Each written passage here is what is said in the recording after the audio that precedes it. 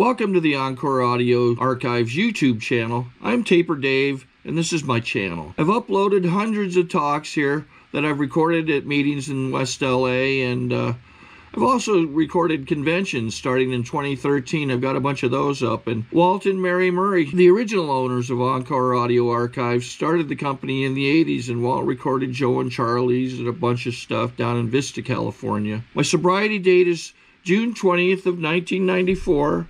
I hope you find something you like, so please like and subscribe to my channel and comment down below. If you want to hear something that I don't have or that you don't see, I'll see that I get it. Anyways, take care and have a great day if you want to. Now it is time to introduce our main speaker for tonight, Annie.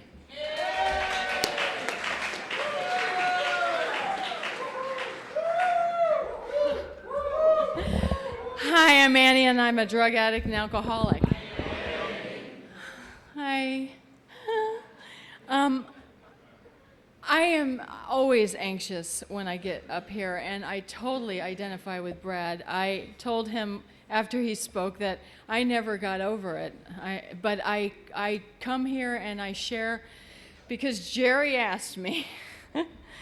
And you guys are really lucky to have Jerry. Really, really lucky to have him. You're so special. I've known Jerry since I was 19 years old. I'm 53. Oh, yes. This is what 53 looks like sober, okay? This is what it's supposed to look like. Anyway, I was 19, and we were very old back then. We were very, very old. In fact, when I got into this program, I felt ancient. And I could not imagine living to be 50, ever. It wasn't even part of my consciousness. And Jerry and I used to shoot dope together, and we passed germs, blood, all kinds of things. I don't think we passed that. Anyway, and he was a really good friend back then. We had a blast. He was, he really liked shooting dope. I did too. I wasn't really into heroin. I tried really hard. I did, but I kept vomiting. Now, some people don't have a problem with that, but I don't like it. I don't like vomiting, okay? I'm more of the liquid variety. I'm an alcoholic for sure.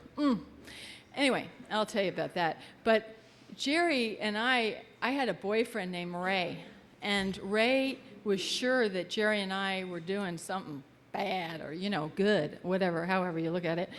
And he decided that he was going to do something about it, and he came upstairs to Jerry's apartment, and I was there, and he came in and just, bam, broke Jerry's jaw.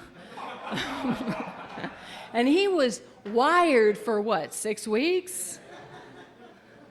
And I remember him saying, I had to sip through a straw. But that didn't stop us. Okay. From doing everything else.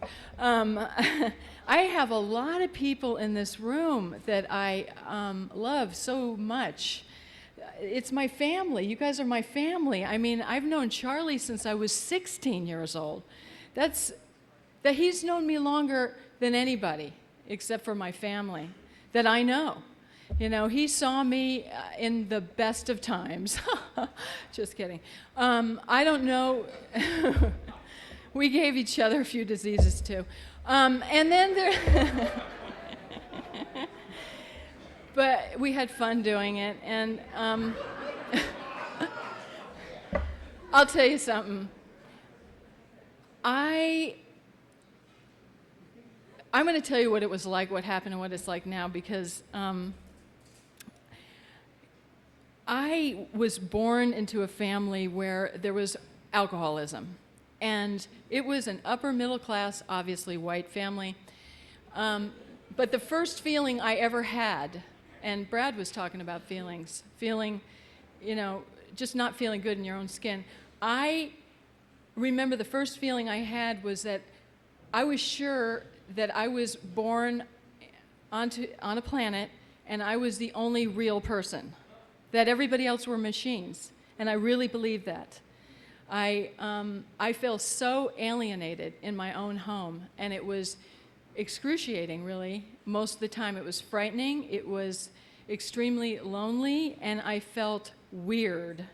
I used to have a reoccurring nightmare that I was at a birthday party. This is when I was a kid.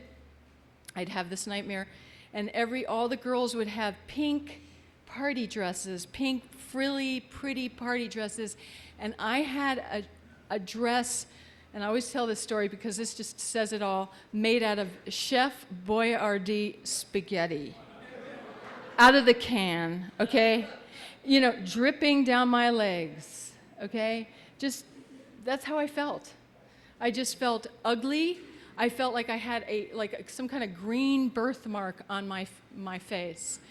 And I walked into the program feeling all of those feelings. I started drinking when I was 12 years old. I don't remember it. I just know it was around 12 or 13 because I drank and I blacked out. And all the feelings that I had of feeling alienated and weird and ugly went away when I drank. It went away and it worked and I loved it. I had found what fixed me. And we moved around a lot.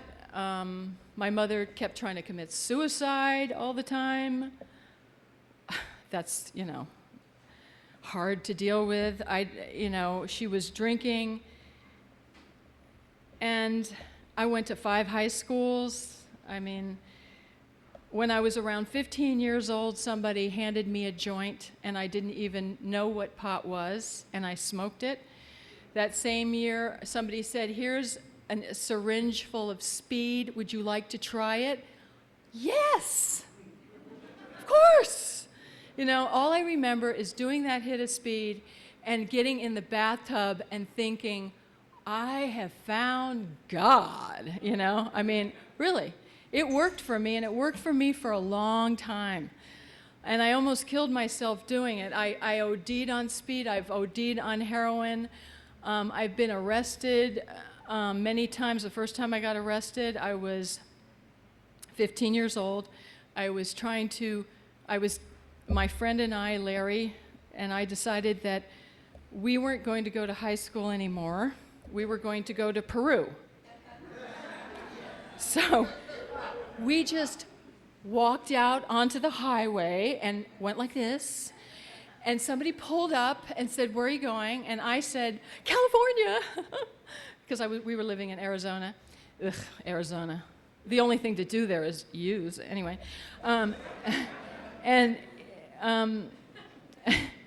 This guy said, no, I don't want to go to California. And Larry said, well, we're trying to get to Peru. Would you take us to Mexico? This is kind of crazy, huh? And he said, okay. So he drove us down to Mexico, Nogales, Mexico. I'm 15 years old.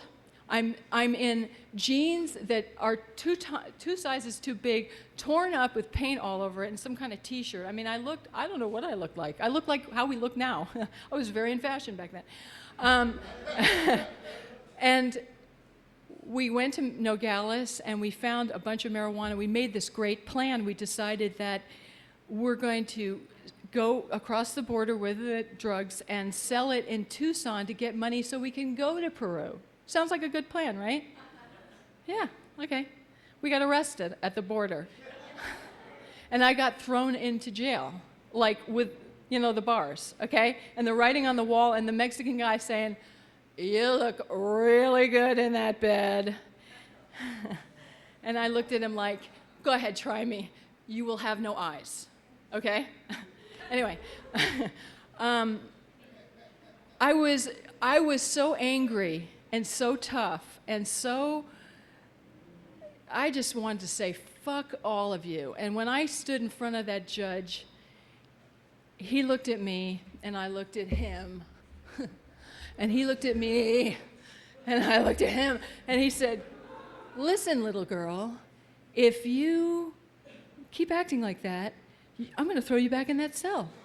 And I went, and after that, I never messed with a cop or anybody in that position again, ever. I did get arrested a lot, but I was very nice to the police officers when I was being arrested.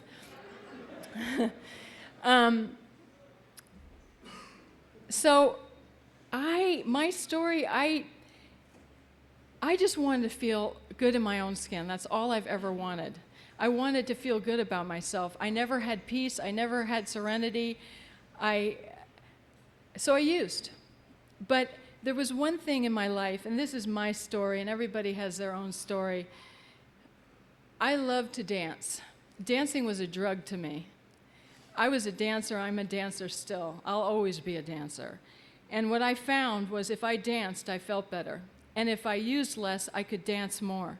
So it was somehow a way, like what I would do is I'd go to, like I remember when Chuck Berry was playing at this little dive in Arizona, and I'd have my bottle of Gallo rolling around in the seat, and I'd have a few swigs, but I wouldn't get too drunk. I'd be able to dance as much as I could, and I would be foaming at the mouth. I'd be dancing, as much. It was like a drug, I swear. And then I would, as soon as the music was over, I'd just hit it. Hit it as hard as I could. And I started, somehow having some kind of focus in my life. I had a spiritual awakening when I was around 17 years old. I was doing a lot of heroin. I was doing anything I could with a bunch of junkies in Arizona. And I looked up in the sky, and I had one of those spiritual awakenings they talk about in the big book. I was 17. If I had known about the program then, I probably would have at least gone sober for a while. Because I looked up in the sky, and I felt it. I felt this thing like, I don't want to destroy anymore. I don't want to destroy myself anymore. This isn't working. This is feeling bad, and I want to create. And there was blue sky and clouds, and it was my first spiritual awakening. I have always believed in God. Not everybody does that comes to this program. But I do. I did. It's changed over time. When I was a child, I believed that God held us in His hands. Now it's gotten much different. But when I was around 5 years old, I went up to my alcoholic mother and I said, "What religion are we?"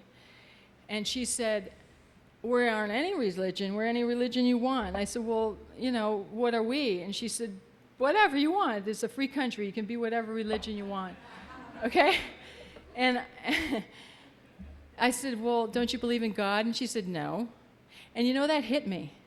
That hit me hard. I remember it. It scared me. It made me think, whoa, what are we doing here? What is this? Why are, and I remember that at 5 years old.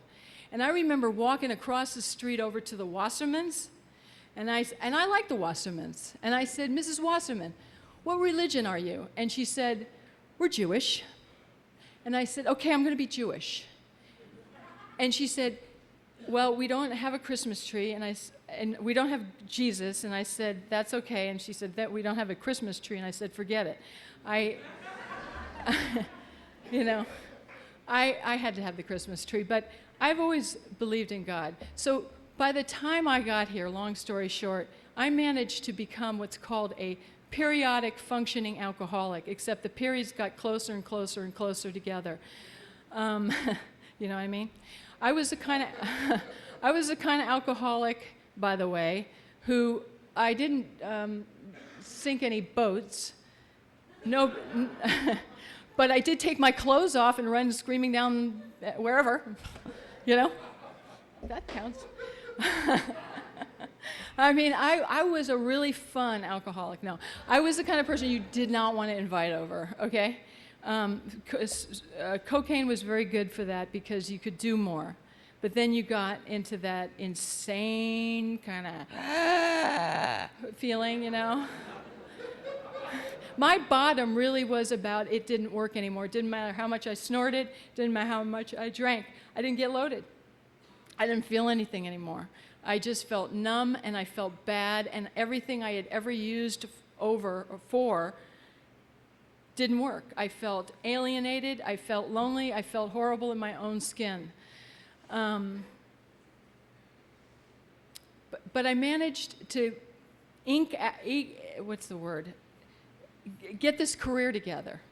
Don't ask me how, because I love dancing so much. So I managed to keep this dancing thing. And basically, by the time I got to this program, I had a career in dance, and I was this like drug addict. And it was either choose that or this. And the person who told me about Alcoholics Anonymous, I had heard about Alcoholics Anonymous, but it didn't ever register. The guy that told me about it, his name's Danny W. He's over in Thailand. He's got a year more than me. I'm going to have 26 years on December 10th. I mean, believe me, I don't know how it happened. I don't know how it happened. I mean, I can't even believe it. I can't believe it. One of the guys shared here, birthday guy, said, you know, it's mind-boggling. I still remember so clearly what it was like. I remember walking in, and Jerry, it was my second meeting, it was Brentwood. Jerry comes up to me, he goes, "Hey, Behringer, we've been saving you a seat." I remember that. And you know, when I got into this program, I was this far off the ground. If you think I'm hyper now, can you imagine me at 27? I was wildly hyper. People would have said I had ADD. I didn't. I'm just got this energy. You know. I still do hip hop. Okay? I do. I still dance. Anyway. I came here and I was completely and absolutely bankrupt spiritually, physically, mentally, emotionally, in every way. I had very little family. My mother was already dead from this disease. I had nothing. And Danny Woody said to me, "You've got to come to this meeting. You've got to come to this meeting." And what he told me, what brought me here were six things, actually. The three of the traditions, and I don't know what the order is, sorry, and the first 3 steps. He said to me, "Annie, there's no dues or fees." I went, "Really? You don't have to pay to come here?" I said, "Okay, all right." He says, "And there's no head of AA. The only authority is a God as we understand him." I said, "Cool, okay." And the only requirement for membership is a desire to stop drinking. And that was like, wow. That was like, wow to me. I mean, I thought, okay, this isn't Girl Scouts. I got kicked out of Girl Scouts. They didn't like me, you know? You can't kick me out, okay? Well, maybe. Anyway. You can run me out, but you can't, anyway. Then he said to me, he said, "So, Annie, you know, how about you can admit that you're powerless over alcohol, right?" I was like, "Yeah, you know, duh." "And that your life is unmanageable?" "Yes, I spent every dime. I was doing a movie, I was dancing in a movie, I spent every single dime on cocaine. And I did it alone. I did not want to share it with you, okay? And I used to drive down the street, and I'd be like this, you know, looking in the rearview mirror because I was sure they were coming to get me. I mean, that's what my life was like, you know? It was a lot of fun. And that was unmanageability. Blood, I mean, I would talk to people, you know, and all of a sudden my nose would just go with blood, you know? "Oh, sorry. Oops." Because I stopped chopping it, you know? Who chops it? You know? Who chops it? Shit. Just, you know.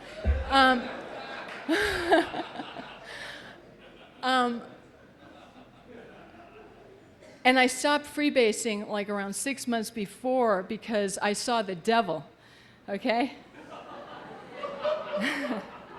I knew I was an alcoholic long before I came here. I just didn't know. There he is.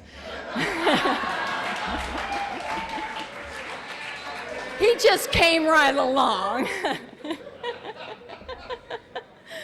Oh God, you know, I love you guys. I mean, I love this group. When it's the energy here is always so good because I can say fuck as much as I want to. Thank you. Anyway, okay, back to sobriety. You know, I was talking to someone earlier about. Is this for me? Yippee! Dave, you're deaf. My husband's deaf.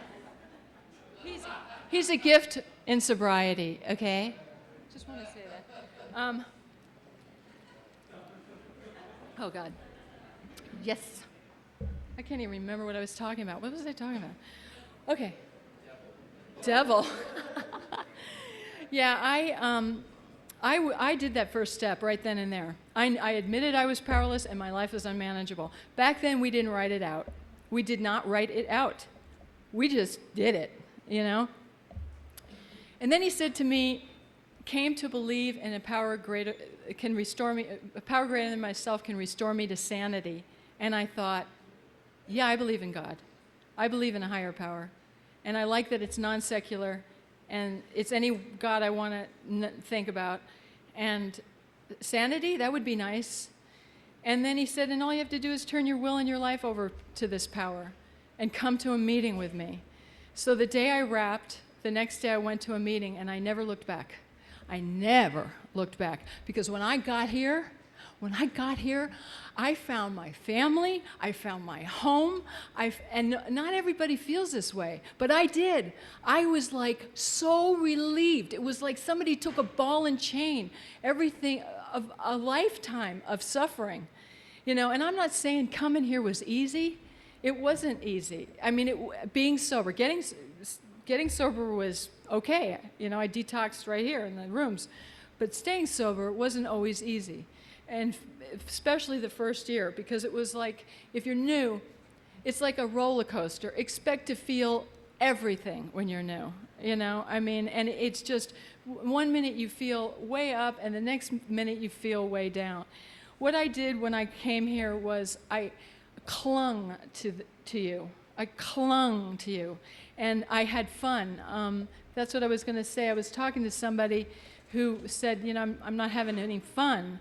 And sometimes we don't, but I can tell you that I've been stone cold sober, and I have danced on a table in a bar in Cologne, Germany, okay, with everybody shit-faced around me, and I'm on the table dancing. You can have fun in this. This is not about being boring and being, you know, this is my life. I am so grateful to be sober. I remember when I had around, I don't know how much time, around I think 5 years, and I remember getting up at Ohio Street and saying, you know what I'm grateful for? For being grateful. What a freedom that is. Just gratitude in itself. When I got here, I was insane, as you know.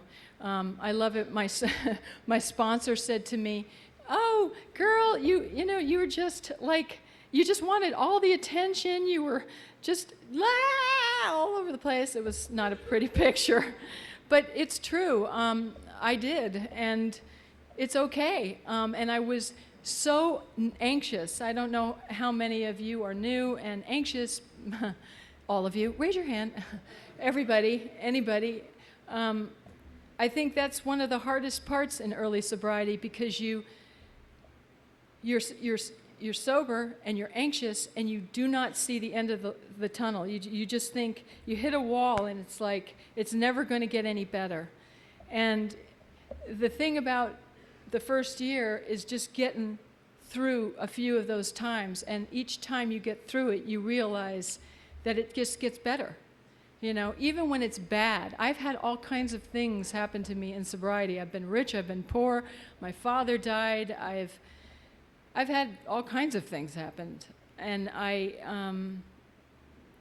I've had just an increasing sense of serenity and peace inside me, even when the shit has hit the fan in my life. I got a sponsor when I had around 90 days. I picked Tracy, who was just as crazy as me. It was a beautiful thing. And when I had around 4 months of sobriety, I got a job in a rock and roll band, singing and dancing backup. That's right, I did. And there were drugs and alcohol all around me. But I stayed sober for so many reasons. I really did. I stayed sober because of you, because of me, because of what it looked like. It didn't matter. I took this program on the road, and what I did every night, and still do in different ways, but I did every night for the first God knows how long. I would get on my knees every night and say the following: God, grant me the serenity to accept the things I cannot change, the courage to change the things I can, and the wisdom to know the difference. Thank you for my sobriety above all things, because without it, I would have nothing. I turn my will and my life over to you, God, and I thank you for my sobriety. And I ask you what I can do for the person who is still sick. I still say that today, every single day. And now I have a list of all the people I love and all the people that are sick that I know. And I say their names out loud. And it feels good. I was on the road, and I had to, my sponsor, early in my relationship with her, she would say to me, how do you feel? And I'd say, I don't know, because when you do a lot of coke, you're numb, right? I mean, I was numb. People would say, how do you feel? And I'd feel I couldn't even identify what I felt. So she had me write. And so I started writing, and a lot of people don't like writing. I'm not a good writer, believe me, I'm not. I don't spell well, my grammar's horrible. That doesn't matter. I just got a book, and I have stacks of books, and I would write how I felt. She said, I want you to write how you feel. And for the first two and a half years, I felt fat and ugly, okay? And I would write it. I feel fat and ugly. For 2.5 years. I can remember having a year, and I was in Bangkok in this band. And I couldn't go out in the street because I was so close to using. I was just out of my mind, and there was no way to get to a meeting. So I had to get on I was at the mirror looking at myself going, I hate my guts. That's how bad it was at a year. I was grabbing myself going, ah! And really, it was bad. It was so painful. And in that moment, I did what you've told me to do. I acted as if, and I got on my knees and I said, thy will be done. Okay, and I looked in the mirror and I said, I'm beautiful, I love me, thank you, God. And I decided to say that every time I felt negative about myself. And you know what I found? I said it all the time because I was always thinking about myself, constantly. And that is the disease we have of self-obsession. And I've learned in this program, I don't know about you, but in retrospect, that was really, really, really painful, that self-obsession, because I thought you all hated me. I thought you were all judging me. I thought you were all looking at me and talking about me. I mean, I was paranoid when I came here.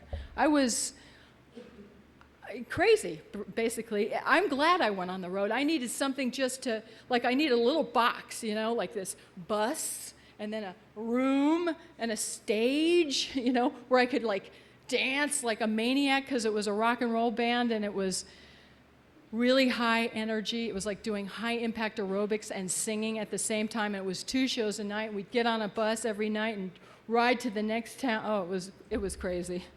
You have to be young to do that. Anyway, I'm having a hot flash, a tropical hot flash. Did anybody see that? I'm proud to say I'm in menopause. Yippee! See, this is what sobriety brings you. Anyway.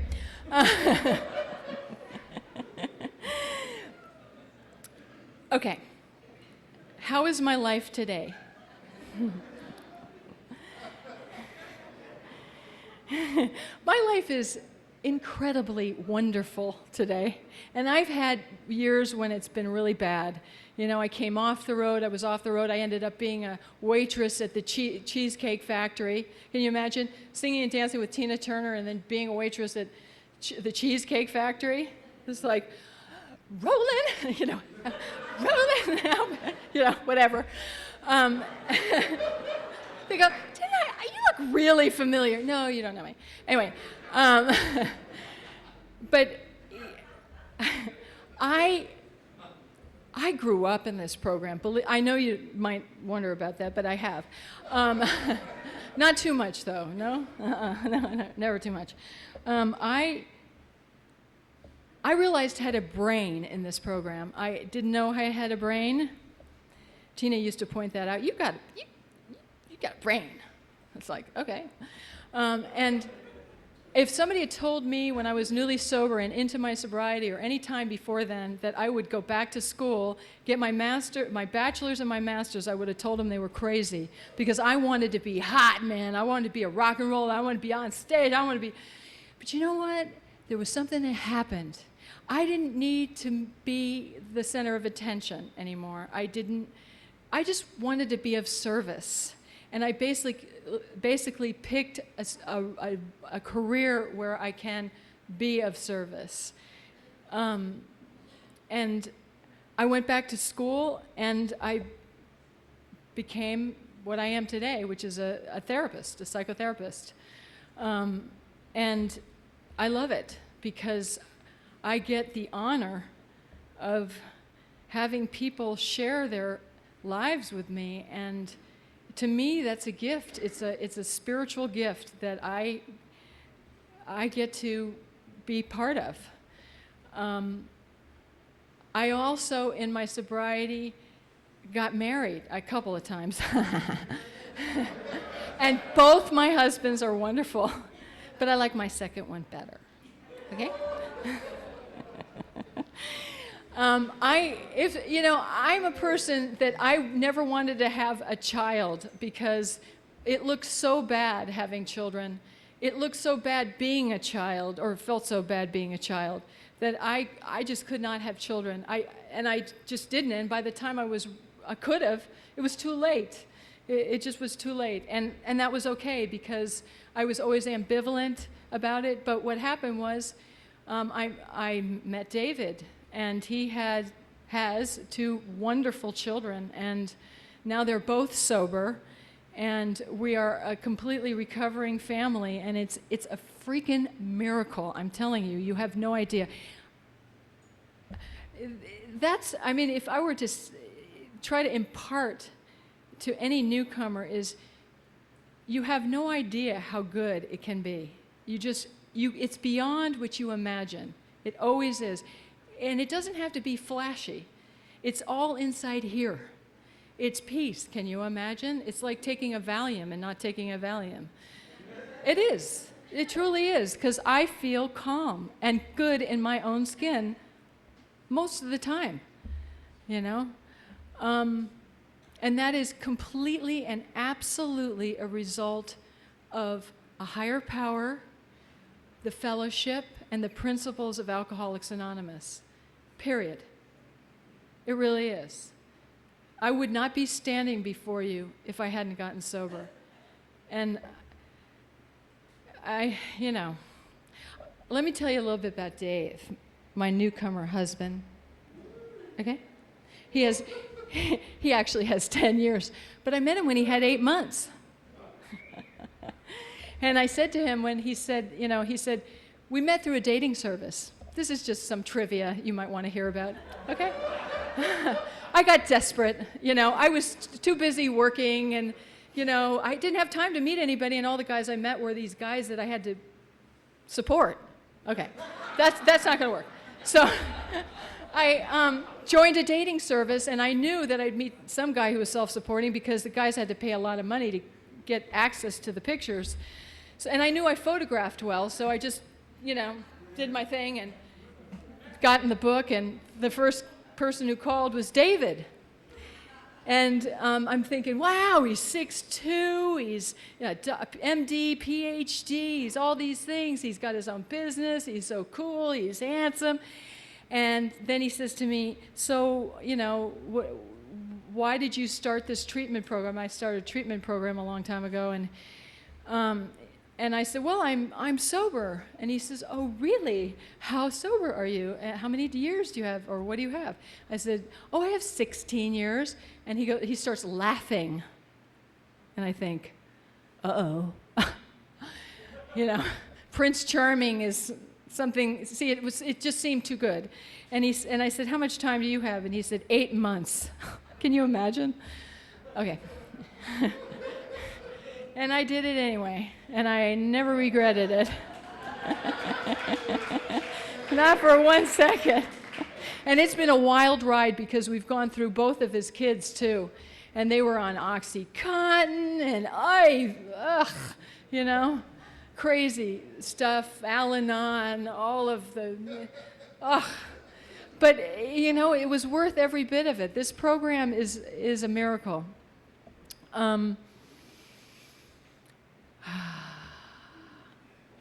You don't have, if you knew how hard it is for me to get up here and do this, I know it seems like it would be easy because I am a dancer, but I would much rather dance this than speak it, okay? Would that be okay? Okay. Yeah, all right.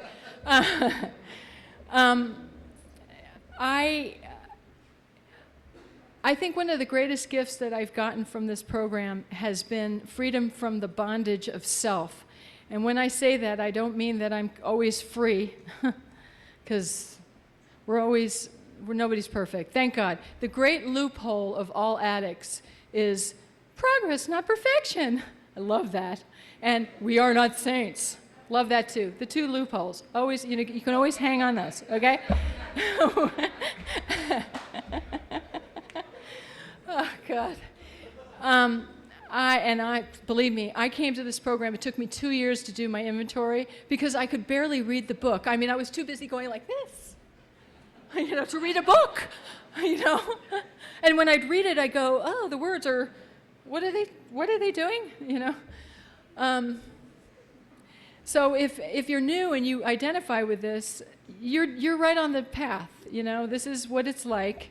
This is nothing unusual. At some point in your early sobriety, you will hit a wall. The first wall is always the hardest. It's because newly sober people always think that it's never going to get better.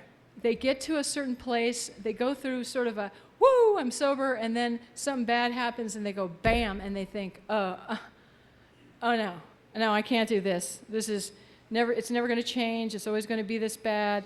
And we are the bridge.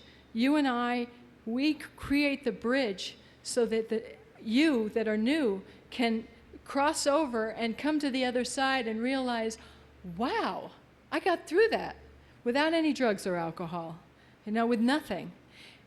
One thing I want to say is, and I have to say it because this is always an issue, a lot of people relapse over this about having to take something. I've become rigorously honest. Not only always, thank God. Anyway, I admit that when I have to have a colonoscopy, I'm really happy. Why? Because I get to get high.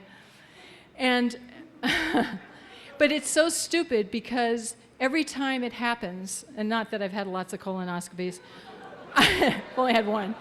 But, I had to have a jaw replacement, whatever, stuff done where they've had to give me something. And I'm always excited. And it's always shit. It's always terrible. It's like, ew, get it off me. I can't wait. It just makes me so depressed. Alcohol, benzos, opiates, they're all depressants. They make you more depressed. They don't make you happy. It's like dirty skin. It's like, stop. So, but there is still this addict in me. There's this addict in me, and it never dies. When I had 20 years, I was brushing my teeth, and I looked in the mirror and I thought, I can do speed now. It's like, excuse me? And when I had 25 years, I thought, I have 25 years, I probably could have a drink. I mean, it's uncanny, it's unbelievable. It doesn't matter how much time you have, because I feel just as vulnerable. Maybe I have some wisdom, as the guy said. I do have some wisdom. I've gained it over the years, but I'm just as vulnerable to relapsing as anybody else. Plenty of people have with my time. Plenty. I mean, it's and you know, you always think, oh, there's no way. 2 minutes. I'm kidding. I'm right. Yeah. Woo-hoo. Okay, now I got to really say something spiritual.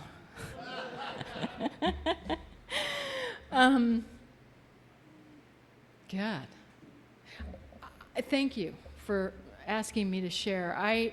When I do this, it's excruciating, really, but I love it because I'm just so grateful, and this is what we do, and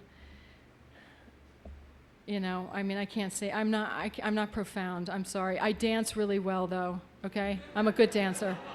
It's the truth, and I love to dance. Thank you. Goodbye.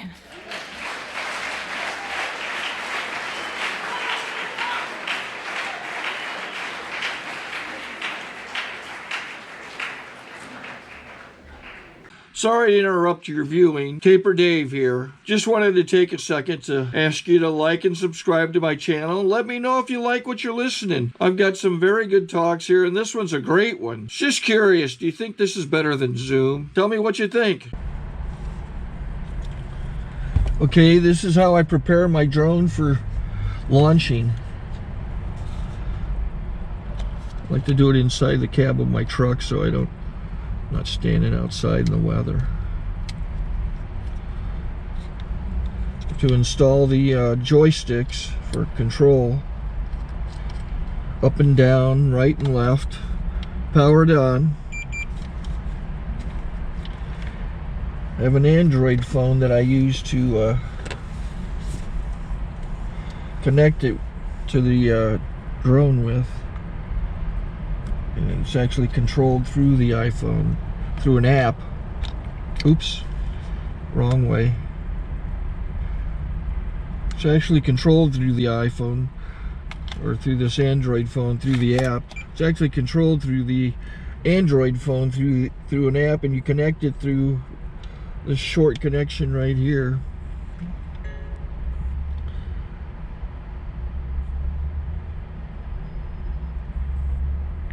Remote control connected. Remote control's connected. So I pull out the drone. I have to extend the legs. Long legs extended first, then the short legs. Remove the gimbal protector. Set that aside, then power it on one short burst, then one long burst. I lay it down. So I have to go to calibrate. So the drone's not connected yet. It shows you here as this drone gets disconnected, even though the remote's powered on. So the drone has to establish it's connected. So I go into the app to calibration mode. First I'll calibrate the remote controller. Start calibration. Out, in, oop, out, in, up, down, and then this little wheel is to control the gimbal. So it's calibrated. Go to gimbal calibration, start calibration, and then it calibrates the gimbal. I don't know if that shows up. The gimbal's moving all over the place. Changes, you can see it on the video. And I'm calibrated to take off. It's acquired 7 satellites at the moment. There are 26 satellites up in the sky, which it has to acquire before you can take off. So it's connected. It's got enough satellites. This is white. I can go to press this little arrow button, swipe right to take off, and it would start the motors if I slid this to the right, but I'll wait till I get outside. Don't want to do it inside.